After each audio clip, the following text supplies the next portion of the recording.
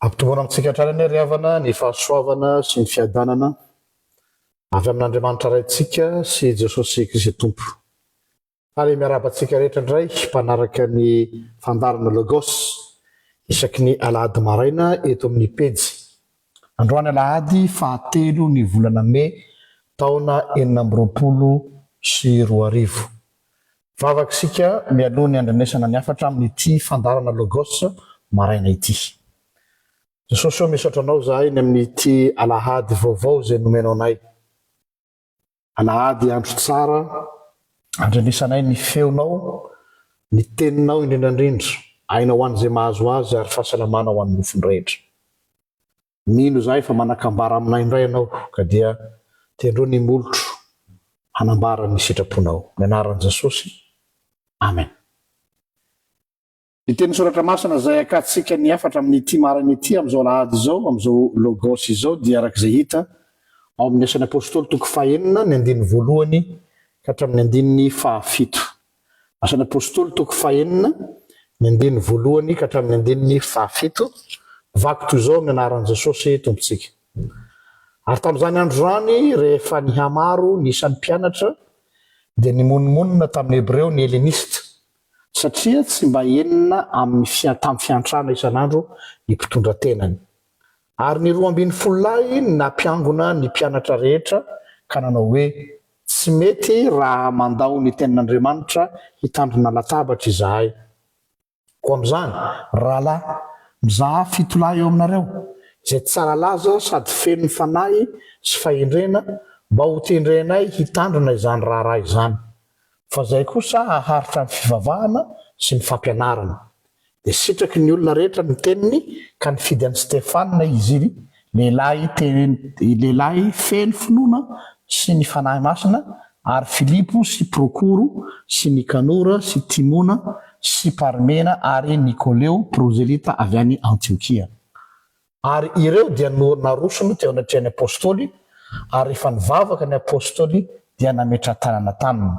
Dia nandroso ny tenin'Andriamanitra ary nihamaro indrindra nisan'ny mpianatra tamin'i Jerosalema, ary marobe kosa ny mpisorona nanaiky ny finoana.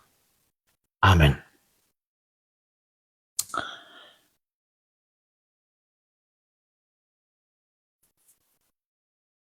Ny boky ny asan'ny apôstôly dia fantatsika loatra fa manambara ny fitaran'ny asan'Andriamanitra teo amin'ny fiangonana. Natao ny olona eo amboniny atao hoe piedestal, ilatseny amin'ilay teny vahiny, amin'ny toerana ambony dia ambony, idealy fakana filambatra foana ny fiangonana voalohany tamin'ny andron'ny apôstôly, hoe fiangonana nalaza tamin'ny atao hoe firaisan'ny mino, fiangonana nalaza tamin'ny fiombonana, mariny zany. Kanefa izany fiombonan'ny mino zany tamin'izany fotoana zany dia tsy tonga ho azy. Tsy hoe rehefa nilatsaka ny fanahy masina, io masina fiheveran'ny olona sasany hoe rehefa ilatsan'ny fanahy masina ny olona dia misy zavatra miseho ho azy, misy zavatra tonga dia mitransforme ho azy. Tsia, ny fiombonan'ny mino na ny atao hoe amour fraternel na ny fraternité chrétienne dia raha ty asan'ny apôstôly toko 9 ty dia tsy tonga ho azy fa vokatry ny lamina. Ny fanahin'Andriamanitra dia tsy miasa ao anaty korotana fa ao anatina lamina. Ina zany lamina zany? Fandaminana. Zao tsara ny situation nisy teto. Nisy ireo vehivavy mpitondra tena atao hoe avy amin'ny Helenista zany avy amin'ny tontolo Grika, izay somary niangarana raha par rapport n'ireo vehivavy mpitondra tena jiosy tao Jerosalema. Zany hoe misy népotisme ao zany fitenitsika amin'ny teny frantsay, na favoritisme, nomena tombony kokoa ireo vehivavy mpitondra tena jiosy. Vokany mazava ho azy rehefa misy olona iangaranao sy omenao tombony kokoa anatina fikambanana dia matsiaro ho atao akilabao izy ka ny monomonina ary tafakatra hatrany amin'ny apôstôly ny fimonomonoman'izy ireo hoe hiarany tsy rariny izy ireo. Vokatr' zay misy tension zany teo anivon'ny fiangonana ary eo sahady zany de efa tiako aseonareo hoe tsy marina ny filazana hoe ny fiangonana voalohany tamin'ny andron'ny apôstôly de fiangonana tsy nisy olana, fiangonana mikorotana, nisy tension azo tsapaitanana mihitsy. Vokatr' zay de tsy maintsy nandray an-tanana ny apôstôly hoe aleo ary asina fandaminana. Tsara marena aloha fa ny apôstôly ireo no voafidin'ny Jesosy mivantana personnel. Tsy misy olona nifidy reo fa Jesosy misy nifidy azy 12 lahy. Bon, efa mialany moa Judas fa 12 sisy izy. Zany hoe manana charisme spécial, tsy mitovy amin'ny olona rehetra. Nofidiny Jesosy manokana. Kanefa io charisme io na de manana famezam-pahasoavana tohina azy ianao, na de manana fanahy masina azy ianao, ny charisme de tsy ampy amin'ny asan'Andriamanitra. Averiko ndray, ny charisme de tsy ampy amin'ny asan'Andriamanitra. Matetika masy rehefa maheno olona hoe manana ositra manokana avy amin'Andriamanitra, olom-boositra Andriamanitra. De oui, zava-dehibe ny fifidianan'Andriamanitra, fa tsy ampy ny charisme. Fa jereo tsara fa rehefa tonga ny problema dia tsy maintsy ny roso amin'ny atao hoe fifandaminana izy. Ary vokatra zany fifandaminana zay noteraka teo ny atao hoe ministère ny diakonia. Ina le diakonia? Fikarakarana ireo olona sahirana ao anatin'ny fiangonana ka nanomezana azy ireo fanampiana toan'ireto vehivavy mpitondra-tena helenista reto. Rehefa mahinao zany tantara zany de matsiaro ny tantaran'ny Mosesy. Tadidinareo Mosesy rehefa nivoaka avy tany amin'ny tany Egypta ny zanak'Israely nandresy ary nakivaka ny ranomasina mena dia natsikaritra zany ny jiosy hoe ity Mosesy ity zany manana charisme, olon'Andriamanitra manana famezam-pahasoavana manokana. De mirohatra ny olona miazakazaka ny olona hiconsulte azy na nytaniny heviny isaky n'izay problema ny olona, zay nanana problema madinidinika disadisa-piarahamonina ny olona tany amin'ny resaka fiarahamonina de nakao amin'ny Mosesy hoe ahoana ny hevitrao Mosesy ny am'izao, ahoana ny hevitrao Mosesy ny am'izao. De natsikaritra an'izany ny rafozan'ny Mosesy atao hoe zetro. Rehefa natsikaritra an'izany ny rafozan'ny Mosesy atao hoe zetro de hoe tsy mety zao ataonao zao. Iza izetro no sahy tsikera any Mosesy hoe tsy mety zao. Le tsikereto tsy hoe fanakianana, anao avana tsara, fa fanatsarana ny asan'Andriamanitra mba tsy ho simba. De ozy izy zetro. Maninona raha mijery olo-kafa ianao anampy anao fa tsy ho vitanao rery ity fa ho reraka eo ianao. Maraina mandra-parivony andro Mosesy mipetraka mihaino olona. Marina ny teny zetro. Zany natao hoe parole sensée. Tenin'olo-kendry na dia tsy olom-boaositra azy. Areo tiako tsindrina tsara ho atsika mpanompon'Andriamanitra amin'ny asan'Andriamanitra. Ny maha-mpanompon'Andriamanitra anao na ny maha olom-boaositra anao tsy midika fa hanananao ny compétence rehetra. Io mba hitodoha kely amin'ny fiangonana, mahatonga ny korotam-piangonana dia satria mieritreritra ny fiangonana fa hoe olom-boaositra dia mahay ho azy. Ny maha olom-boaositra anao tsy midika hoe tu es compétent. Ny compétence sy ny charisme dia zavatra roa samihafa.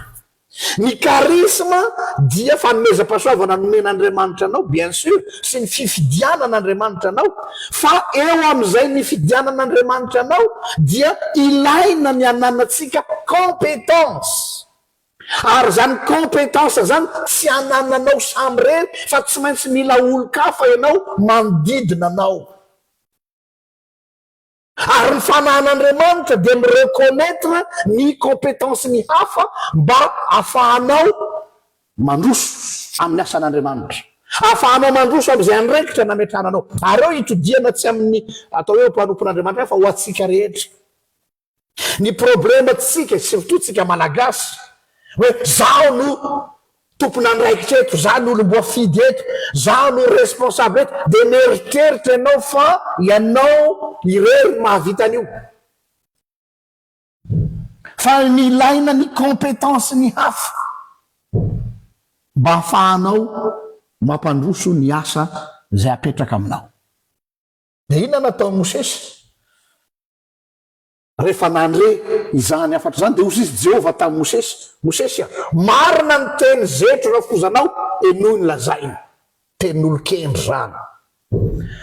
Ny tena navarina amty tantara Mosesy ty raha ampitahana zany zetro sy Mosesy tsisy dika zetro rafozany loha voalohany indrindra mpisorona médianita donc jentiliste eno tsara zao taiko zao jentiliste.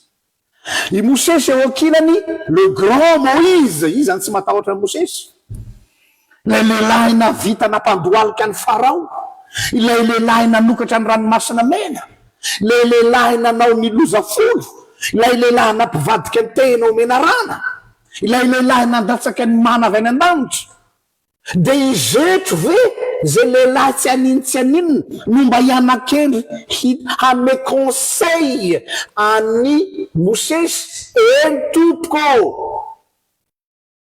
Première leçon d'humilité nomen'Andriamanitra Mosesy hoe na de manana famezam-pahasoavana toy inona azy ianao, na de nofidiko manokana azy ianao Mosesy, dia mahaiza miaino ny olona zay manana parole de sagesse. Azon'Andriamanitra atao no mampiasa olona na de tsinitsinina izy. Aonao Jesosy zay raha manginy reo de ny vato ny antsoantso. Dia izay ilay tantara Mosesy.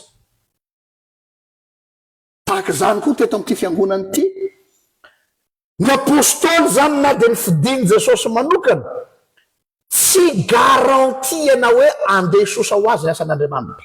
Tadideo zay ry havako, tsy hoe rehefa nifidin'Andriamanitra tsika, tsy hoe rehefa ao anaty fiangonana tsika de mandeha ho azy ny asan'Andriamanitra. Tsy maintsy misy zone de turbulence eo.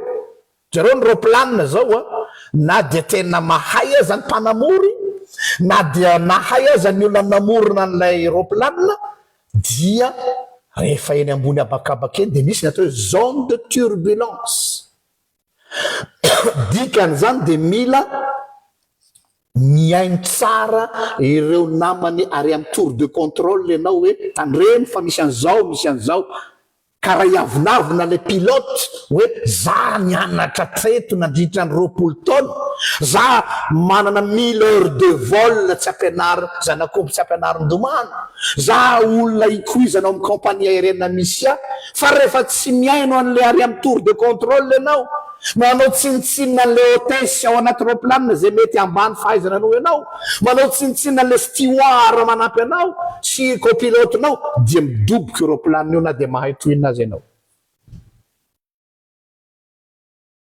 Izay toe-tsaina izay no toe-tsaina ampitainy zao teny misoratra masina zao amintsika koa am'izay rehetra manana ny raikitra rehetrarehetra. Naizanaiza sehatra misy anao, mahaiza miaino ary mahaiza misivana zay tokony horaisina. De eto zone de turbulence koa amin'ny fiangonana tany Jerosalema, de reo ny mpianatra mihitsy nanana fanetretena hoe bon andao aralaminy zany. De ina ny fandaminana, tsy hoe andao hivavaka de nitolona mbavaka ety Andriamanitra ampio zay mba ilamina ity fiangonana ity. Mazava ny problème hoe misy vehivavy mpitondra-tena teo amin'ny Jerosalema izay tratran'ny népotisme na tratran'ny favoritisme, voailikiliky na somary niangarana, misy nahazo tombony manokana. Mazava be zany misy problème na traitement na olona eto. Io problème nefa tsy azo amaivanina fotsiny hoe aza manao an'izany re raha olona fa mba mifandaminy, tsy ampy zany. Fa tsy maintsy nanadiady ny apôstôly hoe fa inona ny olana fototra. Ny olana fototra de zao ilaina manangana structure. Areto tonga am'le tiako tongavana. Mila mametraka lamina mba tsy hiverenan'izany intsony. De inona ny natao? teo am'izay zareo vao nivavaka hoe ome olona zay Andriamanitra mba hiandraikitra anty sapana anankiray atao hoe diakonia ty. De io no natsangana dia nilamina ny fiangonana tamin'izay fotoana zay. Zany hoe problema na structure dia mety possible hiteraka korotana na tsy fifandaminana. Izay ny zavatra nisy eto. Ary eo ny lesona anankiray sahady koa atsika mitodika amin'ny fiangonana ao. Mitodika amin'ny fiangonana ao isika koa izay manana ny atao hoe olana amin'ny lafin'ny structure ny fiangonana dia mila dinitsika tsara hoe la bonne personne à la bonne place. La bonne personne à la bonne place. Ny nepotisme manimba zavatra mihitsy eo amin'ny asan'Andriamanitra. Le hoe ekipakipa hoe ity dia olona namany mpitondra eo amin'ny fiangonana na mpiandraikitra na avarapatana tsy maintsy miafara amin'ny korotana izany. Mety amin'ny voalohany tsy misy olana dia ho avy amina ao fiangonana ny korotana na oelana hoaingana. Eto amin'ity texte ity dia hoe ny olana isolé anankiray ka isolé zany ty dia noraisiny ny apôstôly au sérieux. Afaka ny teny zareo zany koa ve de olana e, tsy minimizeny mihitsy, tsy namaivany mihitsy fa niraisiny au sérieux, ary ny fandraisany izy au sérieux ka nandinika hatramin'ny farany le olana dia ny lasa non seulement namaolana ny mpianatra fa lasa nanolotra solution pérenne. Mialatsiny amin'ny teny vahiny, vahaolana maharitra tsy ho azy ireo ihany fa lasa lesona ho an'ny fiangonana rehetra, zany hoe nahazo tombotsoa. Zany hoe raha tsy nisy io problème atao Jerosalema io dia tsy nisy zany atao hoe diakonia zany. Ary am'izao androntsika zao dia miainan'izany ny fiangonana rehetra. Io tantarany diakonia io ane ny atomboka tamina disadise, ny atomboka tamina olana tany Jerosalema. Zay ny historikan'io diakonia io. Dia isika taty aoriana no lasa nandova an'ilay atao hoe diakonia. Na dia atao hoe mialatsiny hoe mivaona zany fampiasan'ny fiangonana zany diakonia zany taty aoriana. Fa ny tiako tenena dia zao hoe ny fahazaitsika mandray au sérieux ny olana anankiray ka ny famahanan'iny dia tsy ho famahana hoe mpanao pompier na mamono afo fotsiny tsika, fa ny atonga an'iny ho vahaolana ho azo ny olona rehetra ho ampiasaina. Zany hoe lasa fitahina ho an'ny olona rehetra ny problema anankiray. Zany hoe ny problema anankiray eo amin'ny lafin'ny fandaminana na ny problema anankiray eo ny fiangonana dia tsy tokony ho janona obstacle fotsiny fa tokony hivadika opportunité. Ohatra hoe laboratoire de référence ka d'école ozy izy ny fiteny vahiny dia azo atao tsara ny mamadika zany ho tombotsoa ho an'ny hafa koa satria zavatra nilalovana teo amin'ny fiangonana zany. Eto zao zavatra ngezabe anankiray eto dia ty ny dingana voalohany nataon'ny mpianatra manona ny olana dia ahoana mireconnaître izy ny fetrany sy ny limitiny. Manana charisme, manana famezam-pahasoavana, voafidiny Jesosy manokana izy 2 nandray mifanahy masina. Dikan'izay zany raha amin'ny fieritreretantsika azy dia hoe olona surdoué, olona tokony tsy ampianarina ny asany fa mireconnaître hoe hatreto ny fetrako. Io koa dia tokony hitodiantsika tompona andraikitra rehetrarehetra. Ny fanekenao hoe zaho na dia mahay aza, zaho na dia mana fampiasam-pahasoavana dia manana ny atao hoe plafond de verre, manana ny fetrako. Tsy fampietrena teny zany fa ny fanekenao hoe hatreto ny fetranao. dia manampy betsaka anao amin'ny fandiniana hoe rehefa fantatro ny fetrako dia fantatro ny zavatra tokony ataoko. Ohatra za zao raha ohatra hoe mba manao karazana bricolage kely ao an-trano de hoe mba ty mba haiko fa ndraindray anao vofetra ihany compétencenao ina vaolana andeha iantso olona tena mahay an'io. Sinao anao mafinoa mizizotra eo ihany farany animba zavatra. Ny ambo-poratsy no manimba zavatra. Fa ny olona mireconnaître ny limitiny dia izy ihany no ahazo tombotsoa amin'izany. Ina le limitiny mpianatra eto nanaiky izy. Zareo le constat andiny faharoa raisitsika le asiny apôstôly teo toko eny andiny faharoa ary ny 12 lahy na mpiangona ny mpianatra rehetra safady ka nanao hoe tsy mety raha mandao ny tenin'Andriamanitra hitandrina latabatra izahay. Koa am'izany andiny fahatelo ry rahalahy mizaha 7 lahy eo aminareo izay tsara laza sady feno ny fanahy sy fahendrena mba ho tendrenay hitandrina izany raharaha izany. Manaiky zany ny apôstôly hoe tsy vitany rery ny asa na de ry zareo ary ny fidiny Jesosy ny vantana dia mila olo-kafa izay manana fahaiza manao hanampy azy ireo. Zareo tsara. Deuxième étape, première étape, reconnaître ny limitiny, ny fetrany, ny plafond de verre.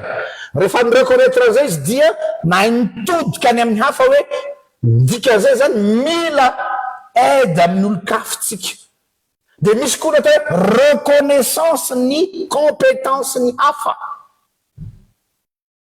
Tanareo zay fa tsy hoe olona hoe tsy anao akory ny nombril du monde, tsy anao akory ny centre du monde, fa nahay nijery izy hoe jerevo iza ny olona. Ty teniko foany ty ary tsy hoe teniko anà fa teny fampiasan'ny mamaneny lava tamin'ny fotoan'andro hoe tsy ny vola no iazakazahana raha anao ny asan'Andriamanitra fa olona no ilaina, ny olona no harena. Rehefa misy zavatra atao matetika ny réflexe atsika hoe aiza ny vola anaovana an'io, ohatriny na mahavita an'io. Efa ty am'digana faharoa fahatelo fa efatra zay vao miteny hoe iza no anao an'izany. Fa mifamadika ny olona aloha iza ny olona mahavita an'io. Aorinan'izay vao rehefa hitanao ny olona, rehefa fantatra ny olona tandrify an'le izy dia azo lazaina hoe iny no miantso vola entre guillemets. Ny fahatsapan'ny apôstôly tenany amin'ny zavatra fetrany dia natonga azy handray fanapahan-kevitra concret azo tsapaitanana.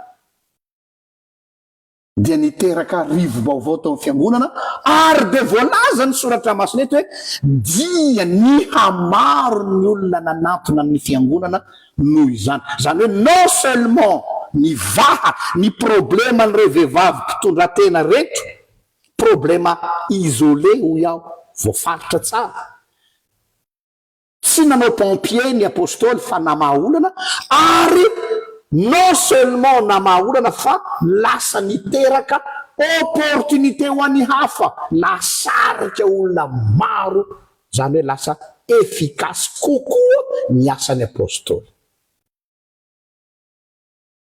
Tsy afaka irere zany ny apôstôly hoe zahay mahay zavatra, hoe zahay ny fidiny Jesosy, zahay no apôstôly, zahay no mahay an'ity, fa ny fitambarany izy sy ny olona rehetra teo no niteraka ny atao hoe fahombiazana.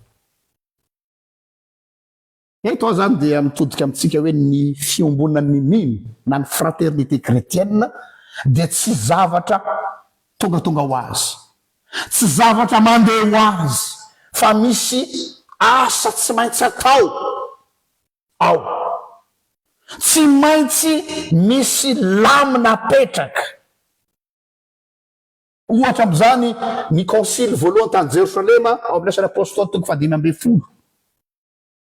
Rehefa nikorota, tsy hoe nikorotana fa nisy tsy fankazaho-kevitra teo amin'ny courant jérusalemite, zany hoe ny kristianisme dia ny voalohany tsy anankiray fotsiny zany eo matsy ny fiheveran-diso sasany hoe fiangonana tokany tsia nisy courant farafakely anankitelo ny fiangonana kristianina voalohany dia ny courant jérusalemite zay taritiny jakoba izy no mpitondra ny fiangonana tao jerosalema ny courant paulinien zany hoe ireo fiangonana hellénistika tany amin'ny faritra grika taritiny paoly ary ny courant johanique na ny courant niaraka tamin'ny jaona tany ampelezany tany ampifatorana tany patmos dia samy manana ny ligne théologique an'ireo dia tsy nifankahazo dia voatery nampiantso concile ripetera hoe mila alamina samy mpanompon'Andriamanitra samy manana ny maizy azy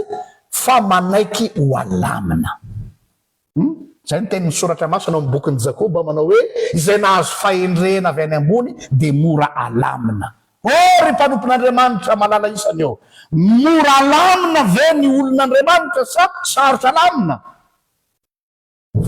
fa izay nahazo fahendrena avy any ambony dia mora alamina fa ny problematsika mahatonga atsika ho sarotra alamina dia satria lay karismatsika indrindra no lasa obstacle amin'ny fandaminana or eto ny karisma dia manokatra ny masonao ho amin'ny atao hoe lamina zay olona milaza azy fa manana karisma manana don manokana nefany tsy manaiky ny fandaminana dia mamperitreritra hoe fanahininona ny miasa ho aminy satria ny fanahin'Andriamanitra dia fanahiny filaminana fa tsy fanahiny fikotranana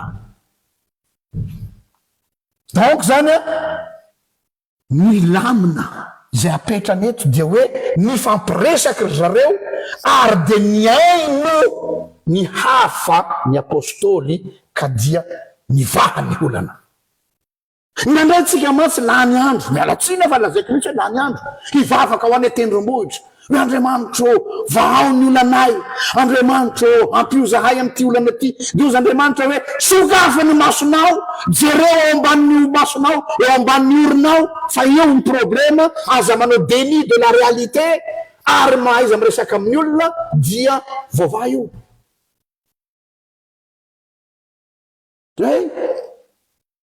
jereo ny apôstôly tsy hoe mivavaka mandritry ny alina izy mba hivahany olana oui mivavaka izy fa rehefa avy eo izy ina nataony ny consulte ny olona izy ahoany ty miresaka amin'ny olona izy nanana ouverture amin'ny hafa dia partir an'izay izy nay ny fidiny olona tandrify sahazo amin'ilay toerana tsisy népotisme fa mandeha amin'ny compétence c'est-à-dire que ça compétence l'homme à la bonne place la bonne personne à la bonne place nandeha zay vahany olana non seulement vahany olana fa lasa miroborobo ny fiangonana prospère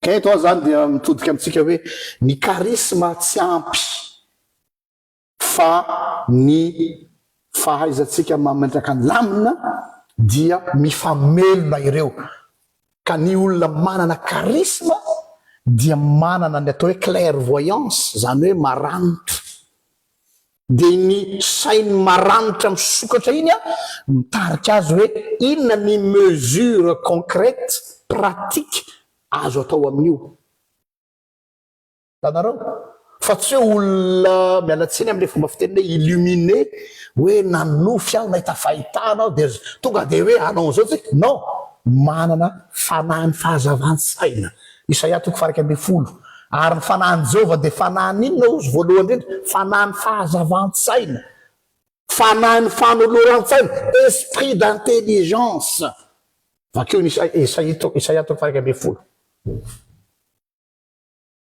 fa tsy olona manao botolo na olona manao bodongerona fa manana an'izay clairvoyance intelligence ary fandaminana dia io ny vokany atsika koa zany afatra amin'ity alady marana ity ho an'izay amin'ny sehatra rehetra mety misy olana indrindrandrindra amin'izao fotoana izao ny amin'ny lafiny asa mpiangonana dia dinio tsara fa tsy problema spirituel matetika no fototry ny korotany amin'ny fiangonana fa problème organisationnel, problème structurel, problème personnel eto tsy hoe entre an'asy anao fa personne olona, problème na ressources humaines dia jereo tsara hoe inona ny olana ara-pandaminana, ara-drafitra sy araky ny olona zay apetraka amin'ny toerany tandrify.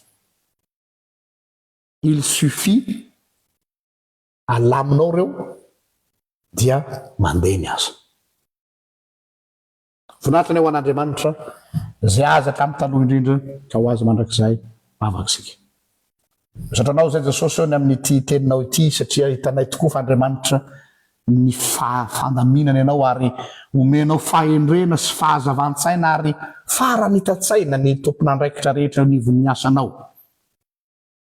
Omeo ny fanetretena nananany apôstôly izahay izay na dia eo ara ny fanosorana sy ny fifidianana manokana dia nahatsapa ny fetrany izy ireo ka nila ny hafa.